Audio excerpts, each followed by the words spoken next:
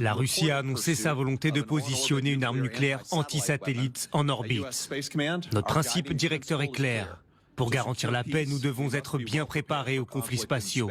Si la dissuasion échoue, nous combattrons et gagnerons. Le commandement spatial américain maintient ce principe face aux menaces opérationnelles qui continuent de se développer à un rythme effréné et qui sont déployées délibérément pour défier les États-Unis.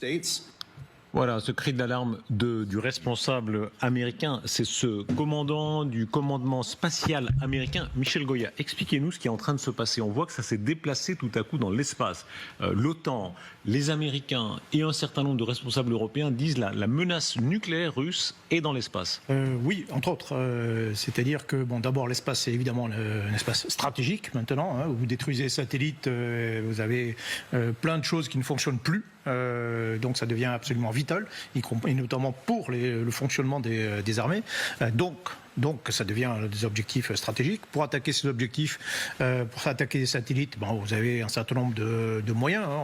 On a testé des missiles, on peut les frapper depuis le sol. Il y a des missiles qui peuvent taper des satellites à basse altitude. Ça, on sait le faire. Les Américains, les premiers d'ailleurs, dès les années 80. Mais ce qui se passe là, c'est qu'on soupçonne les Russes de vouloir installer des armes nucléaires dans l'espace. Alors, je précise, il y a eu des projets d'armes nucléaires dans l'espace, mais c'était des projets de tête c'était soviétiques, qui étaient destinés à frapper les États-Unis, donc à tomber sur les États-Unis depuis leur orbite. Donc ça, ces projets ont été abandonnés. Là, et puis d'abord, c'est interdit.